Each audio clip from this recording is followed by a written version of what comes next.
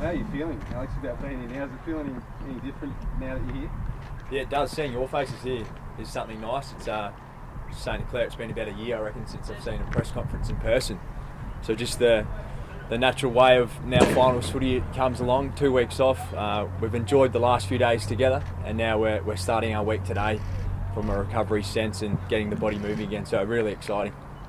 It's a weird scenario to have a 2 week build up to a grand final. What's your plan for week one, and do you need to pace yourself at all, sort of emotionally and physically?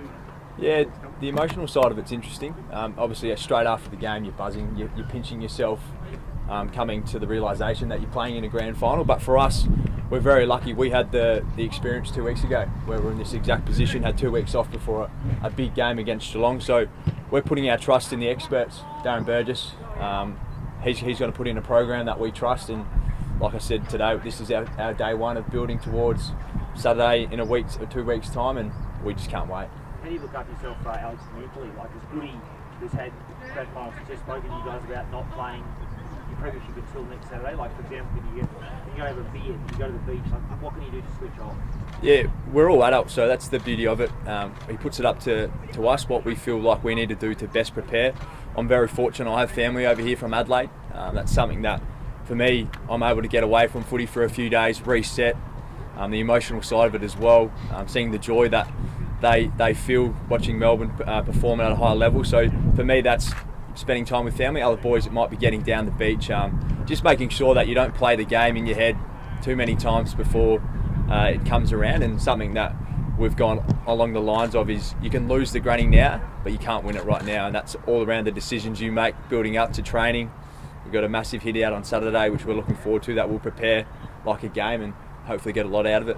Does the family get you? They flew over Friday night, so they're here for the 2 weeks now. Going to do a trip up to Margaret River, or down to Margaret River, and just stay here just in case something does happen in Adelaide. So are you preparing for a practice game on Saturday, or are you talking about the following Saturday? Yeah, we'll have a hit out on Saturday afternoon, where we'll have a few drills that are a match like, and best prepare for a contest against the boys here, and then we'll move into the week after that. And that's between yourselves? Yeah, between teammates and the boys here. There's been a conversation at different times about having those 2 weeks, having 2 separate weeks off in the space of 3 weeks. Are you confident that that's not going to be, I guess, a disadvantage at all?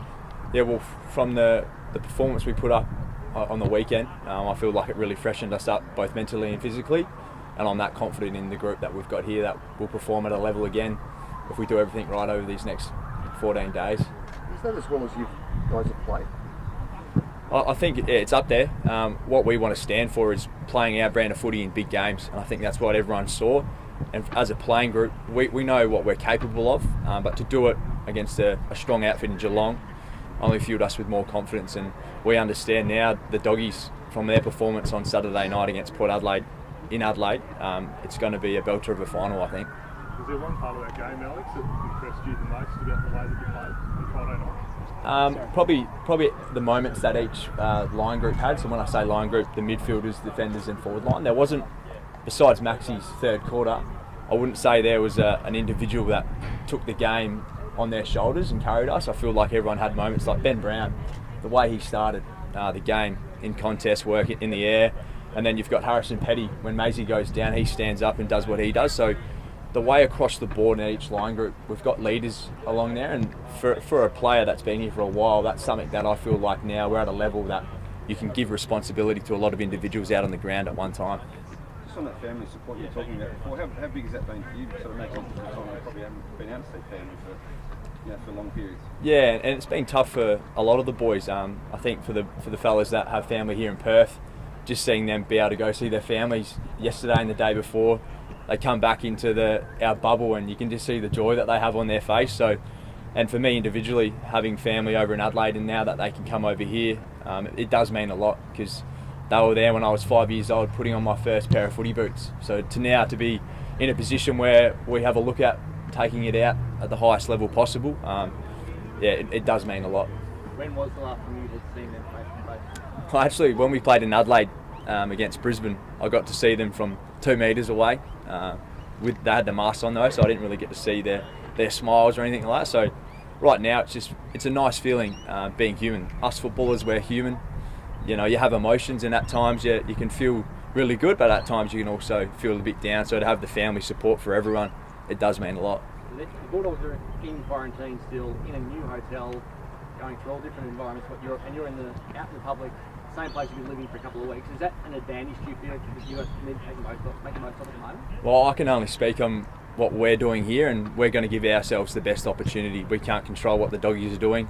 I'm sure they have people in their corner that are supporting them in their process, but for us, we're just going to focus on what we can control and make sure we come Saturday week the best preparation we can.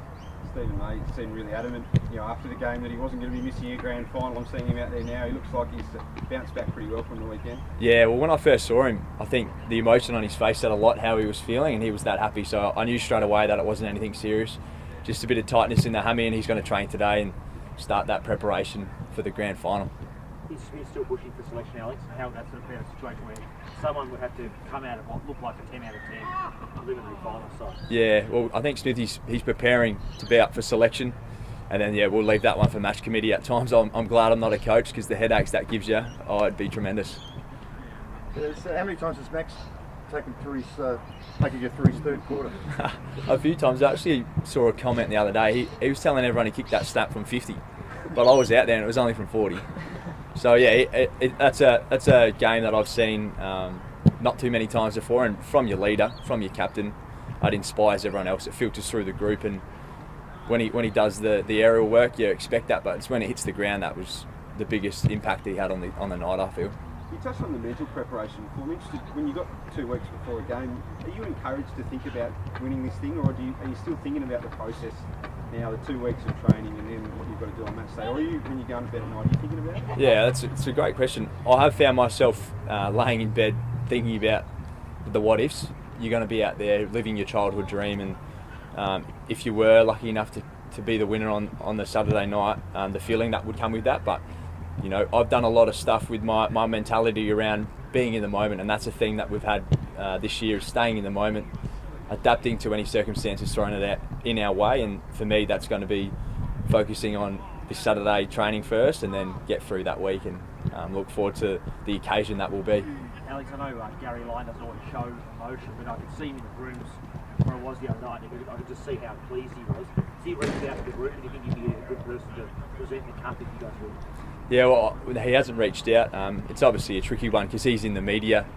I'm sure, and speaking to him on radio a few weeks ago, I could sense the joy and how proud he is of this football club. So seeing past players, not only Gary, Stephen Stretch, a family friend of mine, reached out and said he's had an outpour of messages from past players, supporters all over the country that are just so proud to be a part of the footy club. And I'm not too sure about who will present the cup to the winning team, but I'm just as a player current, seeing past players that are happy and proud to be aligned with the footy club, it definitely makes me proud to be part of the footy club.